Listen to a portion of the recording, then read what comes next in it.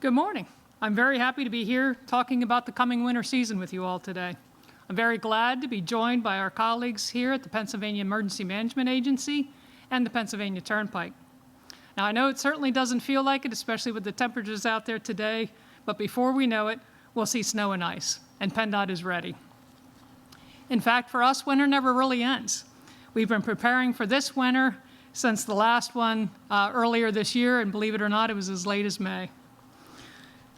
We are responsible for over 95,000 miles of snow lane miles across the state, which is more than all the New England states combined. We have nearly $200 million budgeted for the statewide winter operations, and we're ready to deploy about 4,700 on-the-road workers to brave the winter and to keep our roads passable. We have more than 560,000 tons of salt stockpiled across the state, and we'll take additional deliveries as the season goes on. Last year, we used over 896,000 tons of salt. Keeping our roads as safe as possible in the winter is a team effort, and we're looking for people to join us this season. We have hundreds of job openings, from equipment operators to our diesel mechanics to even welders. I encourage anyone interested in these opportunities to visit employment.pa.gov. Those who do join our team will certainly know what we already all know. Winter maintenance is a huge responsibility, and we take that very seriously. Our staff must monitor equipment, traffic, and the weather in all sorts of conditions at all hours. This is truly a 24/7 operation. We need your help to keep this season a safe one. We urge drivers to allow plenty of space to plow operators so that they can perform their jobs effectively and safely. Never try to pass a plow chain operation, as it is dangerous both for you, the motorist, as well as the plow operators. We also remind motorists that during winter events, the department's goal is to keep the roads passable, not completely free of snow and ice. The heavier the traffic or the heavier the snowfall, the longer it may take our snowplow drivers to complete their route. With each storm, we will continue to treat roadways throughout the storm until the roads are clear. We understand that any decisions we make to restrict certain kinds of traffic on our interstate networks and some limited access freeways, like commercial motor vehicles, for example, have impacts to various commodities, essential supplies, and overall commerce. We do take those decisions very seriously, and those decisions are made collaboratively among PennDOT, the Pennsylvania State Police, the Emergency Management Agency, and the Turnpike Commission. Commercial motor vehicles, or CMVs, those restrictions are a critical tool in preventing winter incidents that occur on our interstate system and in keeping the public safe, including those truck drivers. Whenever restrictions are made, we communicate those to industry as soon as we can so that they can plan accordingly. We are also as flexible as possible with implementing those restrictions based on the weather that we're seeing, including delaying implementation if that's appropriate, and adjusting which interstates are being impacted, as well as removing those restrictions as soon as possible while we're keeping safety in the forefront. We strive to keep at least one interstate open and available for commerce to continue those operations, but we must make those decisions on forecasted weather conditions that are, of course, changing. We tailor those restrictions based on the forecast we have, and we use a mix of appropriate restrictions, ranging from a ban on empty commercial vehicles to a full commercial restriction. We know that the CMV restrictions work, but we also continue to review and evaluate the process to look for any improvements that we can. Again, these are very effective in making sure that we keep safety on the roadways. Our commercial partners and the overall public are urged to use our 511 PA service year-round, and winter-specific tools are available for this season. For example, at 511pa.com, you can see snowplow locations and when all state roads were last plowed. This is possible because we've equipped more than 2,500 of our PennDOT owned and rented plow trucks with automated vehicle locator technology, or AVL. The AVL unit in each truck sends a cellular signal through the system showing where a truck is located, and where it's been. So with this, you'll be able to determine how long that route has been taking and when's the next time the plow might be coming around to your area. I also encourage motorists to check 511pa.com whenever they travel. In addition to over 1,000 traffic cameras that can give you that real-time view of what's happening on the roadways, roadway alerts and winter roadway conditions are also available for major highways. But most importantly, if you encounter snow and ice on the roadway, please remember to slow down. Allow extra room between the travelers in front of you, and also please do not drive distracted. Keep the phone down and off and turn down the radio, 2 hands on the wheel. Regarding last year, our preliminary data shows that last year there were 301 crashes on snow and ice-covered roadways, resulting in 143 injuries and sadly 4 fatalities. With the right preparations and your participation, I hope that we can all get home safely each and every day this winter season and every day. And now it gives me great pleasure to introduce Pennsylvania Emergency Management Agency Director, Randy Patfield. Randy. Thank you, Melissa, and good morning, everyone. As you've heard, I'm here today with my colleagues from the Pennsylvania Department of Transportation and the Turnpike Commission to discuss winter weather preparations that our agencies are taking for the winter weather season. While it may seem early to be discussing these winter weather, considering we just entered into fall, as our agencies are taking steps to make sure that we're adequately prepared for winter weather, we'd also like to take this opportunity to not only let you know what we're doing, but also provide information on how you can be prepared as well as the public. In Pennsylvania, we're definitely not immune to the effects of winter weather, as it drastically impacts not only travel within the state, but also a number of other essential operations during the winter season.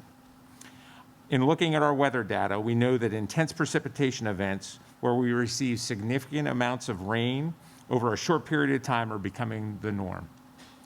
This translates into winter weather systems where significant snowfall rates, especially at the outset of storms, can rapidly overwhelm snowfall clearance operations, make roads impassable in a short period of time, and strand motorists.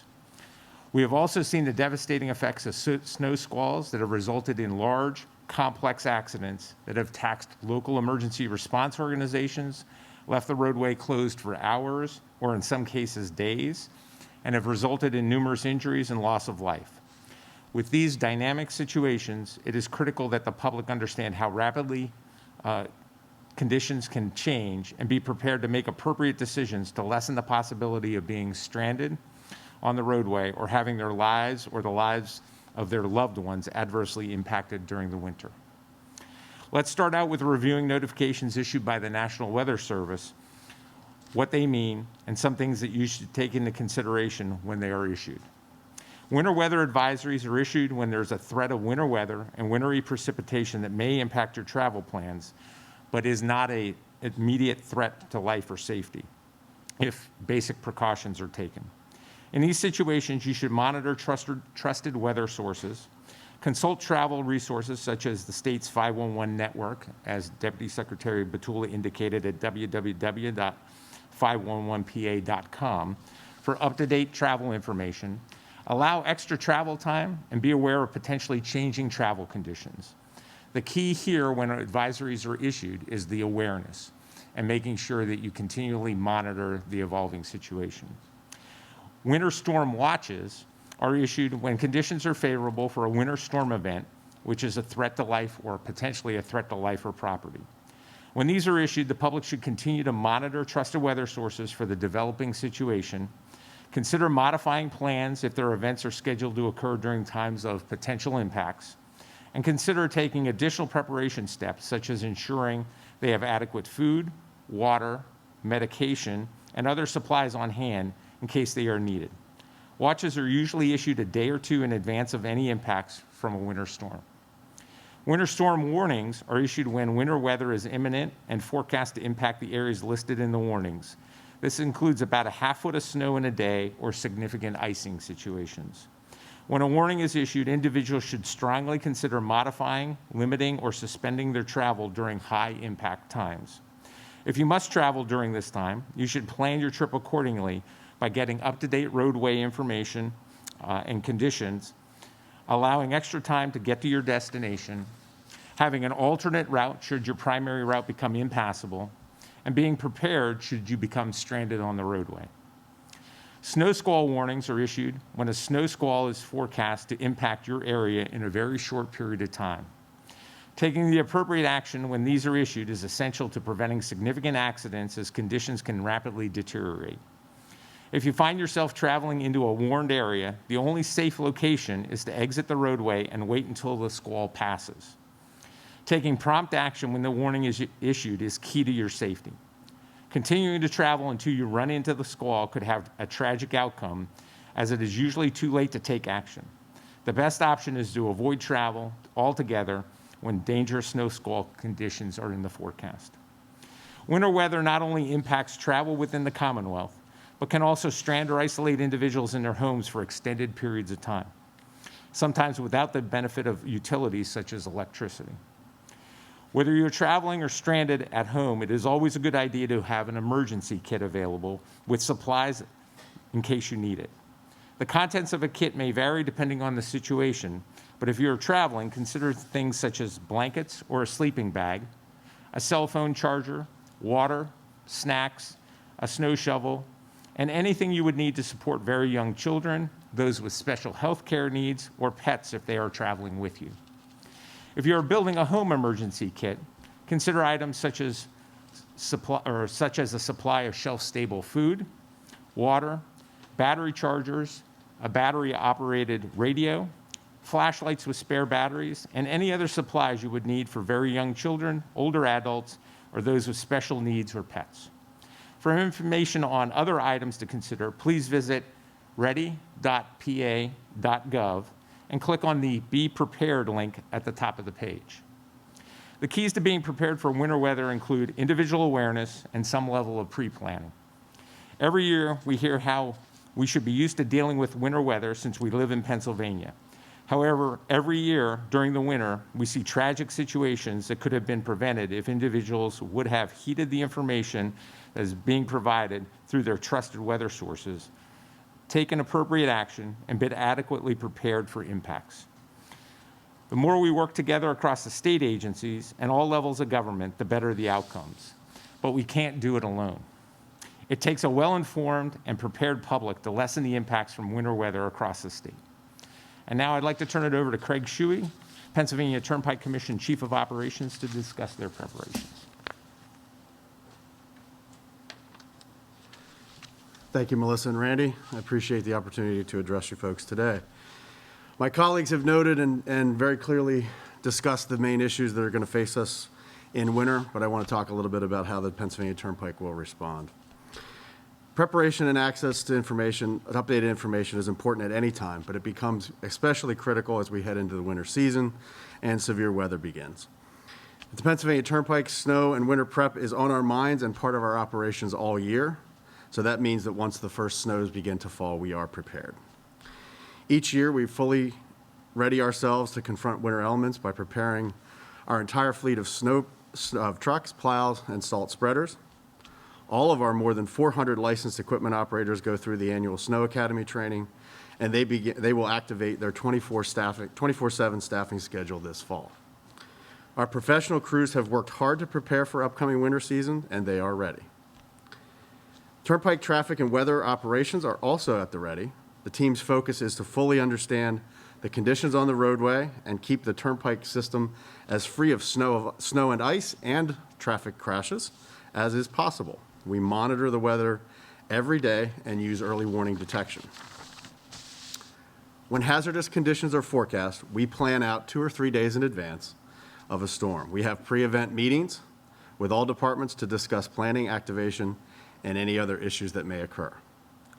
We also activate our traffic command center and keep in constant contact with and coordination with our partners at PEMA and PennDOT. Pennsylvanians know that our weather can go from warm and sunny to cold and icy fairly quickly. Please take time now to assure that your vehicles are ready for wintry weather. Inspect your vehicle to be sure that wipers and tires will perform well.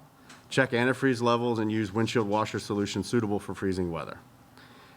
And even though it's getting more and more costly, keep your gas at least half full, gas tank half full, to promote good preparedness. Also, now is the time to download the 511 app to have access to traffic delay warnings, weather forecasts, traffic speed information for all Pennsylvania major roadways. You can be ready for what's up ahead with the swipe of a screen, and when the bad weather comes, it is where you can readily find all of our roadway speed restrictions. I'd just like to add, as my colleagues had mentioned, that there are a couple of things that are key to maintaining safety during winter snowstorms. If you can avoid traveling, please do. If you are traveling, maintain sufficient distance between your vehicle and the next to prepare for early or quick stops. And at all times, be prepared for stoppages and waiting along the roadway.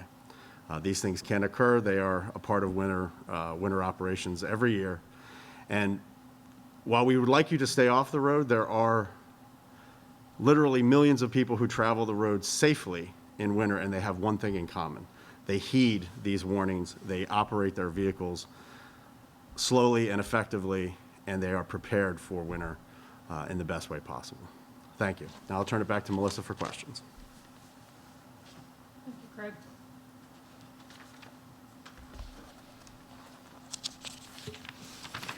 Thank you. And again, if you'd like to ask a question, go ahead and raise your hand. And first today will be Taylor Toshev. Hi, can you hear me okay? We can. All right, awesome. This is a question for PennDOT. Could you just say how many workers are ready to be deployed for this season? And if you guys are having any trouble hiring employees for the winter season? Yes, we have 4,700 employees that we engage with winter. And yes, it has been a challenge to get plow truck drivers and diesel mechanics specifically. That's why we're saying we're recruiting, so we'd certainly love to get them in and join our team. It really reduces the strain of our operators. You know, when you look at a storm event, we're trying to hit 24-hour coverage. That's at least 2 drivers we need to maintain, and that's running 12-hour shifts for each and every route. And then when you think about it on the equipment side, those diesel mechanics that have to keep those plows running really 24 hours during that event. So it's critical that we have both elements. But yes, we're hiring. So again, please apply if there's any opportunity you have to help us out this winter. Thank you. Next will be Tyler Pratt. Good morning. Thank you for taking my questions. This will be for PennDOT, and I also have one follow-up. I'd like to bounce off of Taylor's last question. Can you just quickly talk about this shortage? Is this a result of the statewide national sort of government worker labor shortage, or how does this compare to last year? Last year we had challenge as well. It's getting, I'll say, increasingly difficult to compete with the private sector for those that have CDL drivers. So last year, we go out for a call of temporary operators every single year with those ideal, and then I'll say with the ones that we absolutely have to have. And then we look at other ways that we have of dealing with that situation. So I know last year we talked a lot about, we really look to establish teams. We call them MET teams or mobile emergency teams, that we can move from one area of the state that's perhaps not getting hit as hard as other areas and move those about. But yes, this is something we've been struggling with not only this year, but last year as well.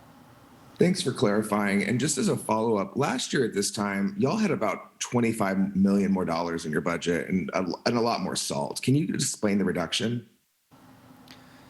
I'm not sure I fully in the winter budget? Sure, I can explain that. Yep. Budget. Yeah, thank you. Yep, sure. The way we establish our winter budget is we look at a 5-year average. So it really depends on what's happened in the last 5 years. So what you're probably seeing there is that I believe it was 18, 19, we had a very, I'll say, expensive winter. So that really upped that budget, if you will. And then this year, that's kind of off the books, so it kind of levels that out. That being said, that's what we budget in advance. You know, winter is always a top priority, so even if we have a really hard winter, we have options with how we handle that, and we will always fund winter operations. That's just core to what we do. So then in that case, it may impact some of the work we're able to do in the springtime, but again, that priority is always on winter, even if it exceeds that budget that we do have. Thank you. Next will be Mike DiNardo. Good morning. I have two quick questions, Melissa. One is the easiest question you'll get all day. Would you pronounce your last name for me? Sure, Batula. Thank you. We like to get this stuff correct.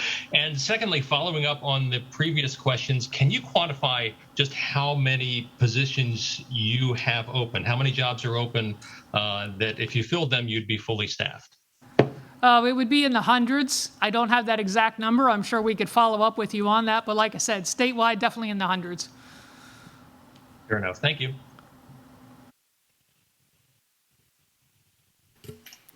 Next will be Liz Kilmer.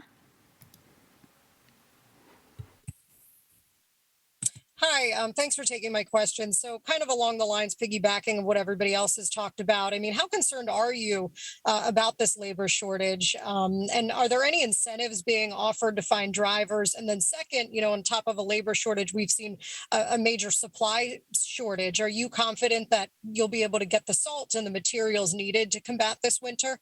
Thanks. Okay, so with regard to the shortage, I mean, we're always concerned about getting drivers if not for our ability to meet the demands of the system, but also concerned with our employees and again, being able to get them adequate downtime. So that's always a concern.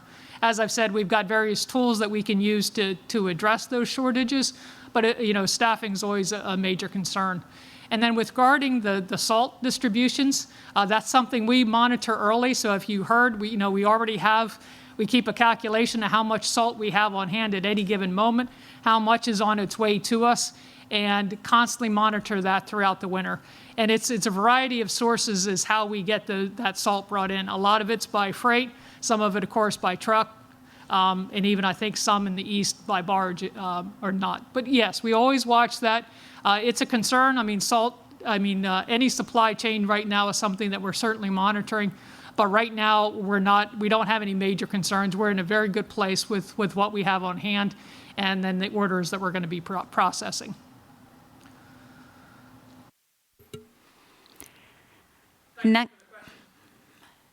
Next, we have Samantha York.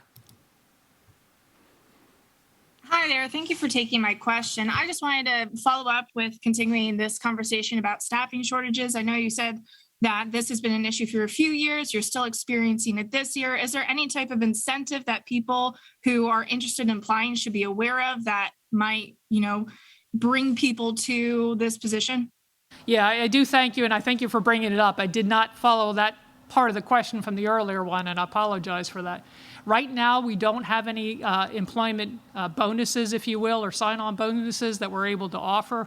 We are, again, a government agency. There's some I'll say, different rules than we have at some of our private sector, but it's something that we, of course, will always evaluate and keep an eye on. Again, this is part of recruiting for temporary drivers is something we do go through every year, and we've been, I'll say, more intensive this year with how we're going out with the outreach. We're having a lot of sessions at our different district offices, open houses. We even have where you can come into that job fair and apply on the spot, and even get an interview the same day. So we're trying to change our recruitment techniques to, again, help increase the amount of applicants and successful drivers we're able to onboard. Thank you, and thank you everyone for joining us today. It appears that is our questions. The contacts are on the media release, and the PA cast will be issued today. So if you have any other further questions, anyone from our agencies can help you out. Thank you for joining.